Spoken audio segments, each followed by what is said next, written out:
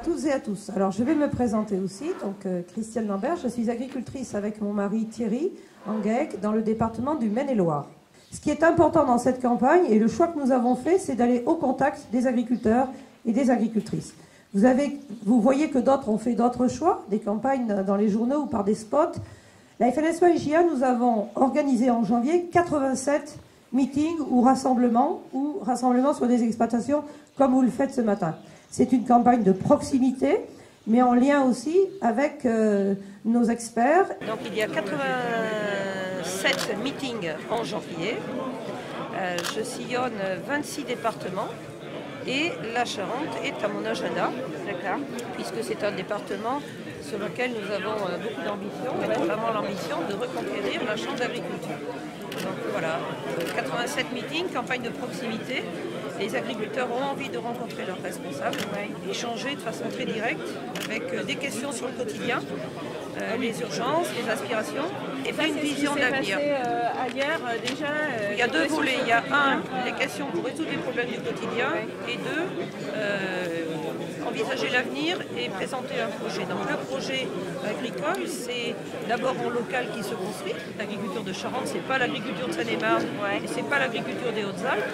Ce sont les syndicats FDSE, JA et avec l'équipe qui a été choisie pour piloter la Chambre d'agriculture qui porte le projet départemental connecté aux réalités du territoire, connecté aux aspirations des agriculteurs. Et justement, j'allais vous demander, en gros, vous croyez à la force de frappe des chambres départementales. Bien sûr. Dans une agri mondialisée? Est-ce qu'il y a toujours un sens Il y a plus que jamais un besoin de proximité. Même le gouvernement, pour son grand débat, s'adresse aux maires.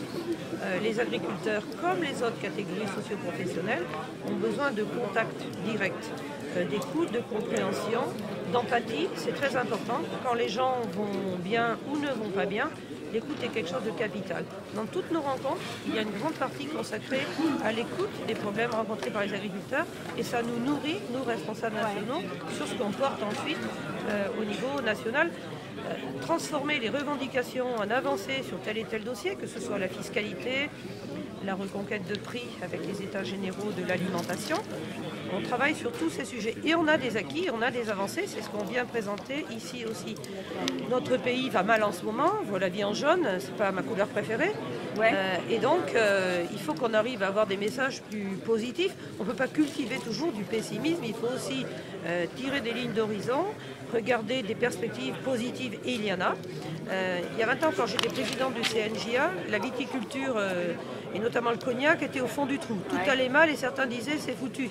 Regardez aujourd'hui comment la viticulture de cognac va mieux, 98% à l'export, production plébiscitée, qui a intégré les problématiques environnementales avec la lutte raisonnée et toutes les attentes d'aujourd'hui. Donc ça veut dire qu'il y a des rebonds quand les professionnels se prennent en charge. Donc il n'y a pas de fatalité du déclin, il faut des hommes et des femmes pour porter les projets. Et comme disait un ancien président de la FNSEA, Raymond Lacombe, il n'y a pas de territoire sans avenir, il n'y a que des territoires sans projet. Les chambres d'agriculture, c'est l'occasion de formaliser un projet de territoire et c'est en cela que c'est intéressant. Est-ce que le spectre qui plane là, sur ces élections, c'est l'abstention? On est dans un pays où les observateurs extérieurs, et c'est normal, parlent toujours des risques. Hier, un journaliste m'a interrogé, oui, mais si vous perdez 20 points, je dis, attendez, je vous montrerai ça le lendemain de l'élection. Là, pour l'instant, on est en campagne. C'est vrai que l'abstention touche toutes les catégories socio-professionnelles et toutes les élections. La dernière élection d'un député pour remplacer M. Valls, 17% de votants. Moi, je constate que les agriculteurs sont plus civiques que les autres, parce qu'à chaque élection, nous avons des scores de participation supérieurs. Il y a 6 ans, le taux de participation était supérieur à 50%, était à 53%. Notre objectif, c'est de rester au-dessus de 50%. Pour mémoire, les chambres de commerce et d'industrie, votre chambre consulaire, sont à 20% de taux de participation. Donc les agriculteurs votent 2,5 fois plus que lors des élections chambres de commerce et d'industrie. Donc nous voulons nous capitaliser sur ce civisme des agriculteurs pour montrer l'intérêt que nous portons à la défense de notre métier. Et ça sera aussi un signal au gouvernement qui depuis 1 an et demi a bien ignoré les corps intermédiaires Et on prend le revers en pleine figure aujourd'hui avec sa grande consultation pour justement aller réécouter. Mais nous lui avions dit, moi je lui avais dit au président de la République, si vous continuez à pas écouter, vous ne pourrez pas gouverner notre pays. Voilà. Et peut-être juste une dernière question un peu sur le symbole. Vous êtes une femme à la tête du plus puissant syndicat de France. Aujourd'hui vous êtes chez une des femmes qui est sur la liste des FNSEA. Est-ce qu'aujourd'hui c'est difficile d'être femme et le porte-voix du monde agricole? Non, c'est pas difficile du tout. Moi je suis agricultrice et j'ai choisi ce métier. J'ai fait des études agricoles. J'ai toujours voulu être agricultrice, donc j'ai des discussions très techniques et très confiantes avec mes collègues. Et dans le monde agricole, il n'y a pas de machisme.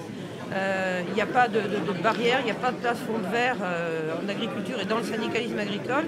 Au contraire, il y a beaucoup de relations très confiantes et très agréables. Et ils reconnaissent une femme porte-parole, ils sont plutôt contents d'ailleurs qu'une femme soit porte-parole, éleveuse, ancrée dans son métier.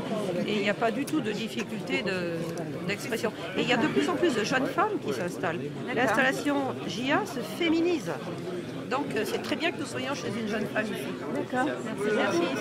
Oui, ce que nous portons, FNSEA et JA, la main dans la main pour cette campagne, c'est vraiment d'inviter les agriculteurs à voter pour des gens pragmatiques, des responsables élus qui vous ressemblent, qui sont comme vous agriculteurs, qui vivent de leur métier.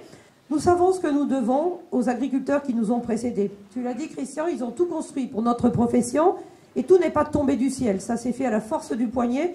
Et il nous revient à nous, responsables aujourd'hui, de le poursuivre, de le renouveler et de le connecter au monde tel qu'il est aujourd'hui.